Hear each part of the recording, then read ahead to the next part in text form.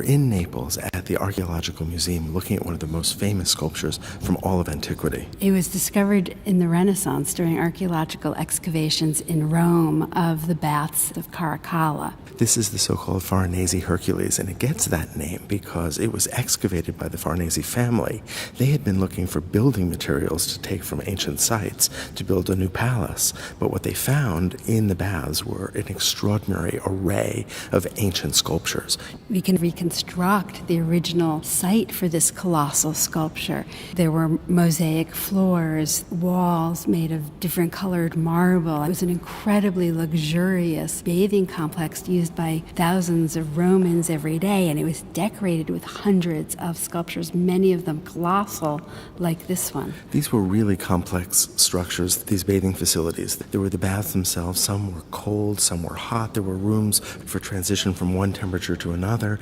There were places where one could exercise, and this sculpture makes perfect sense in this environment. This is a place where you would go to work out, where you would go to exercise, and you could look at this wildly muscular figure and have a bit of a goal. Many of the sculptures that were found in the baths of Caracalla were not the typical ideal athletic copies of Greek sculptures that we think of, but they were especially bulky, like the Hercules that we see here. Well, we know that some successful Greek athletes would sometimes dedicate sculptures to Hercules, in a way thanking him for their successes. He was a symbol of strength and heroism. And you can see that here, but there's also irony in Lysippus's treatment, because even as we see this wildly powerful figure, this incredible musculature, we also see a figure that is exhausted. He really is. He leans almost his full weight on a club that's propped up under his arm. And so you're right, there is an irony between the brute strength of his articulated muscles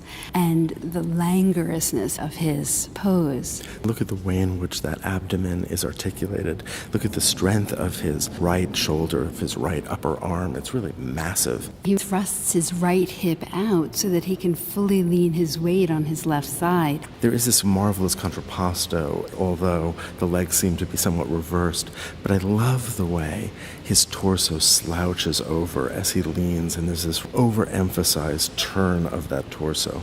But that club doesn't look like a very secure support. No, the whole thing is slightly precarious. It seems as if Lysippus and Glycon, who copied Lysippus's sculpture, and there are more than 80 copies of sculptures of the weary Hercules that have survived, but it does seem as though he's calling our attention to Hercules' hands. And Hercules is famous as a hero who became a god, and to these amazing exploits, the 12 labors of Hercules. So I'm noticing the open left hand and the way that the right hand is brought behind his back. So we really want to move around the sculpture to see what's in his right hand. That's right. The artist has set us up so that we absolutely want to walk around. The left hand is not original. That's been lost. And so what we're seeing is a plaster reconstruction. But the right hand is original. And if you walk around the sculpture, you actually see that he's holding the apples that he would have gotten from one of those labors, the labor of the apples of the Hesperides. So this is all part of the legend of Heracles. Heracles was the original Greek figure, and the Romans would call him Hercules. What happened was that this brute of a man, in a fit, killed his children. The gods of Mount Olympus punished him by putting this man, Heracles, who was the son of a god and of a human, and therefore a hero, they made him subservient to a king, and he had to perform whatever deeds this king asked of him for 12 years. This was his punishment.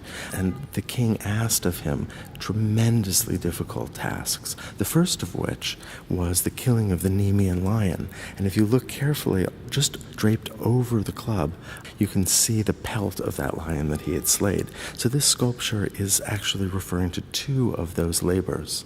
One of the things that seems a little strange as we look up at him is how small his head is. And this is something that Lysippus, the Greek sculptor, the original sculptor that this was based on, was known for, was changing the canon of proportions that had existed during the classical period in Greece in the 5th century, where there was more of a sense of harmony and balance between the parts of the body. Lysippus created a new set of proportions where the figure was taller, the head was smaller, and they gave the figure a new sense of elegance. Elegance and also of height. And here it's married, of course, with this increased bulk. The other thing that Lysippus is so well known for, which you mentioned earlier, is the way in which he begins to break out of the more restricted space that classical figures had generally occupied, so that by extending, for instance, that left hand, by moving that right hand behind his back, he really does invite us to understand this sculpture in the round, as opposed to seeing it as a frontal object. The thing that strikes me most, though, about this sculpture is the way in which we can understand his feeling of exhaustion and the way that's contrast against the potential energy and power of that body.